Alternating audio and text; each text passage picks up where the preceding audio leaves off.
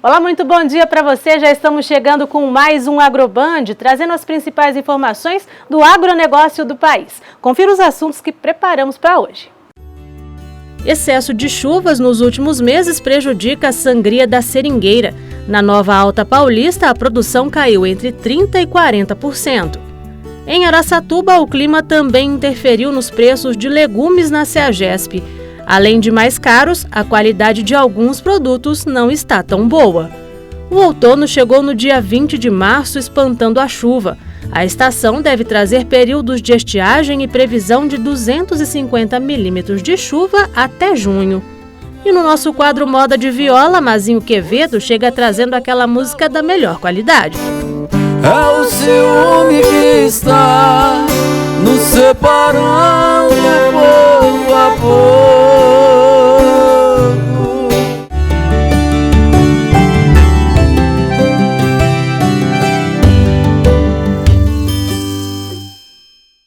Os últimos meses foram de chuva em excesso, o que acabou prejudicando a extração da borracha nos seringais da Nova Alta Paulista. A produção caiu entre 30% e 40%.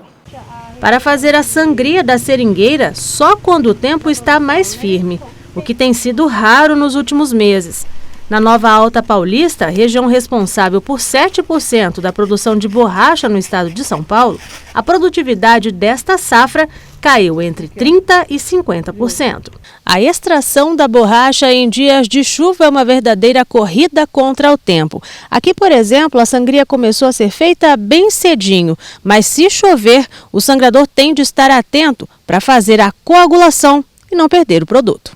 Se o sangrador sangrou e não deu tempo dele fazer a coagulação com o vinagre, aí tem a perca, né? Que a caneca vai gotejando o látex ali dentro e viu que vai chover, o sangrador tem que vir e coagular rapidinho, né? Senão transborda e vai tudo pro chão. O Olavo tem cerca de 80 mil pés de seringueiras em Parapuã.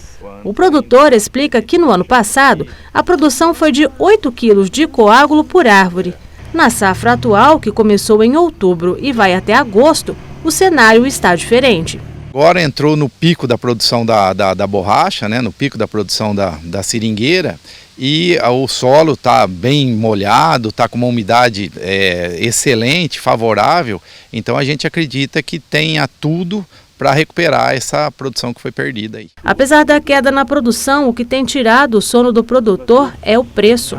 A cadeia produtiva da borracha vive um momento de crise no Brasil.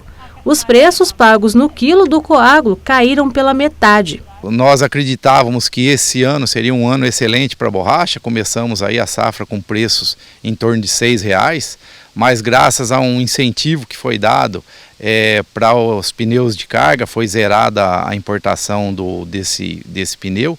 Então o preço hoje está sendo praticado em torno de R$3,20, então quase que 50% do que como foi no início da safra.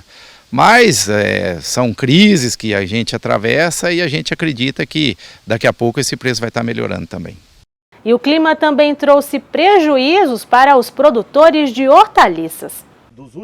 O Carlos é produtor de hortaliças em Presidente Prudente e conta que nas últimas semanas o cenário no campo está precário.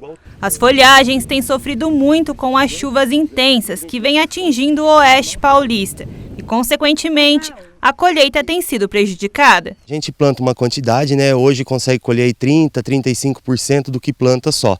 Porque como é muita chuva, ou ela mata no replantio, ou ela não deixa desenvolver. Então o ciclo de idade está ficando muito distante uma da outra. Ainda segundo o produtor, o clima esse ano pegou todo mundo de surpresa, uma vez que deveria ter parado de chover de forma constante em fevereiro. Normalmente aí chove até meados de fevereiro, né, nessa quantidade, mas já estamos em meados de março e continua do mesmo jeito. Com a dificuldade no campo, o aumento nos preços das hortaliças é certo. As folhagens estão mais salgadas nos supermercados e não é por causa do sal. Tá bem mais caro, tá tudo mais caro, né? Por conta dessa chuva também, que a verdura também não ajuda muito o tempo de chuva, né? Chuva e sol quente acaba que ficando encarecendo o produto, né? Tá bem mais caro do que era antes. A gente pagava em torno de R$4, R$5 num pé de alface, tal. Hoje já está na faixa de R$6, R$7 e a tendência eu acho que ainda é aumentar cada vez mais, pelo jeito. Tanto o preço da alface quanto das demais folhas tem pesado na conta, mas a lei da oferta e procura é determinante. A expectativa é que o panorama melhore agora, da última quinzena de março em diante, tanto para o bolso do consumidor quanto para o homem do campo. Na meteorologia diz, né, que vai estiar agora daqui para frente, vai começar a dar uma época de estiagem um pouco maior. Então a gente espera isso daí para poder suprir o plantio e voltar à normalidade. E se o verão trouxe muita chuva, o outono, que chegou no último dia 20, vai ser diferente. A estação traz um tempo mais seco. O verão foi marcado por chuvas intensas e deixou estragos em muitas cidades e prejuízos na agricultura. Na estação meteorológica da UNOeste, em Presidente Prudente, foram registrados 960 milímetros de chuva. Só entre janeiro e março de 2023 já choveu o esperado para o ano todo. A estação mais quente do ano foi bastante atípica, inclusive com redução das temperaturas em 1,5 graus. Foram chuvas acima da normalidade, então choveu algo 50% acima do esperado, do que é normal, né, para o mês de verão, e a temperatura 1,5 graus abaixo da normalidade. Então nós tivemos um verão chuvoso, né, muita frequência de chuva e um pouquinho mais frio do que o normal aqui no Oeste Paulista.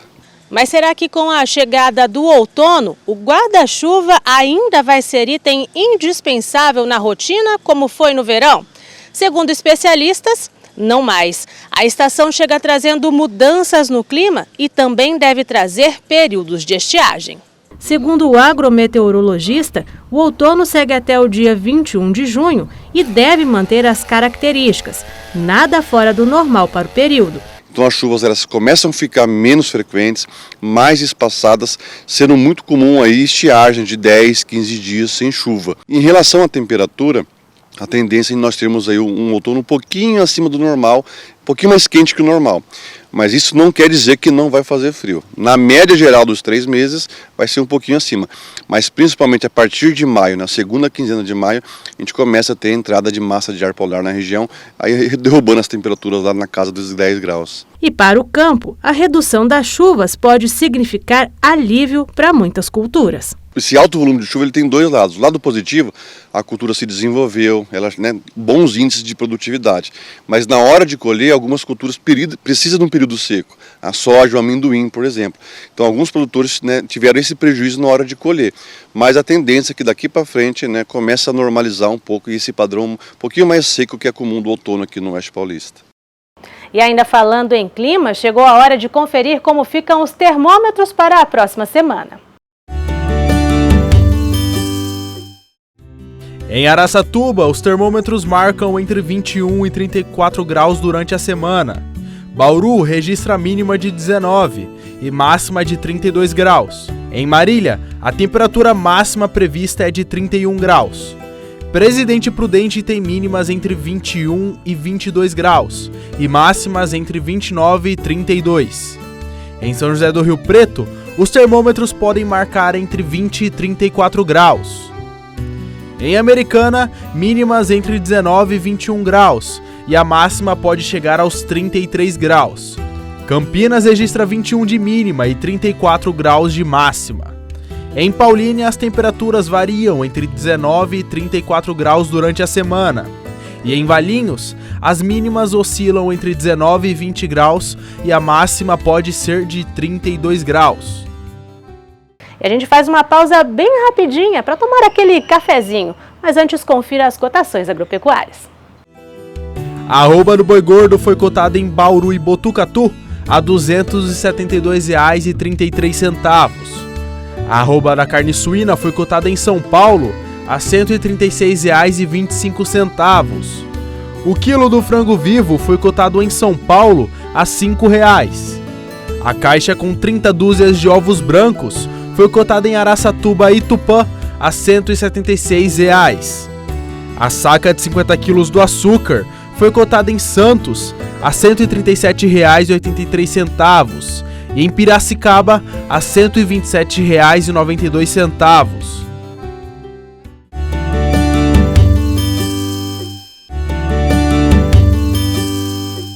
A gente fala agora de tecnologia para o agronegócio. A busca de inovações para quem trabalha no campo não para. E por isso a gente convidou a Francimeire Rosbach do Cicobi Paulista, que participou do Hackathon Agrotech em Marília. O que é esse evento, Fran?